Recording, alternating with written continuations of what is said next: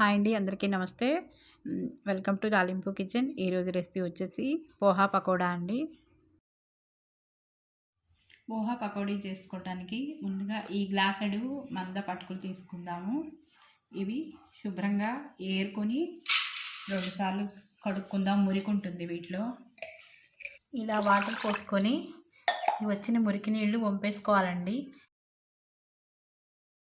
ఇందులో అరకప్పు శనగపిండి, 1 కప్పు బియ్యపిండి, కొద్దిగా 1 టేబుల్ స్పూన్ బొంబాయి రవ్వ, క్యారెట్ తురుము, పచ్చిమిరపకాయ ముక్కలు సన్నగా తరిగినవి, కొత్తిమీర, కరివేపాకు, ఉల్లిపాయ ముక్కలు, కొద్దిగా జీలకర్ర, ఉప్పు, పసుపు, కొద్దిగా కారం, ధనియాల పొడి, కొద్దిగా గరం మసాలా ఇవన్నీ వేసి కలుపుకొని నీళ్లు కొద్దిగా 2-3 టేబుల్ స్పూన్ 2-3 చిన్న స్పూన్లండి చూసుకుంటూ ముద్దలాగా చేసుకోవాలి. పకోడీలు వేసుకోవటానికి సరిపడా వీలైనంత ముద్దలాగా చేసుకోవాలి.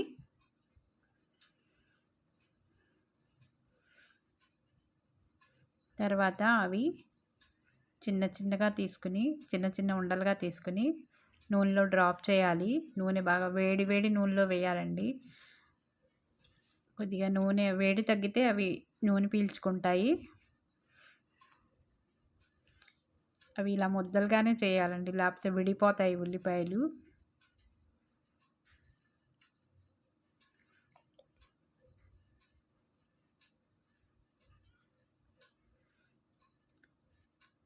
ఒక నిమిషం ఉంచి అవి కొద్దిగా వేగిన తర్వాత టర్న్ చేసుకొని వేయించుకోవాలండి.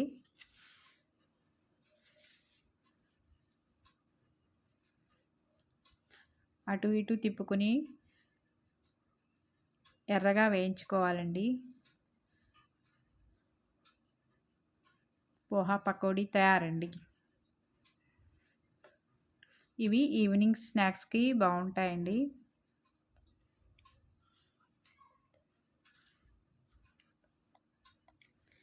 ఇవి ఏదైనా ఇంట్లో ఉన్న టమాటా పచ్చడి కానీ ఏదైనా పికిల్స్తో తింటే బాగుంటాయి. అలా కూడా తినేయచ్చండి, వట్టివి కూడా బాగుంటాయి. ఈ వీడియో నచ్చితే తప్పకుండా సబ్స్క్రైబ్ చేయండి, లైక్ చేయండి, షేర్ చేయండి. Thanks for watching. మరిన్ని వీడియోలతో మీ ముందు ఉంటామండి. తప్పకుండా మా ఛానల్ని సపోర్ట్ చేయండి. Please subscribe.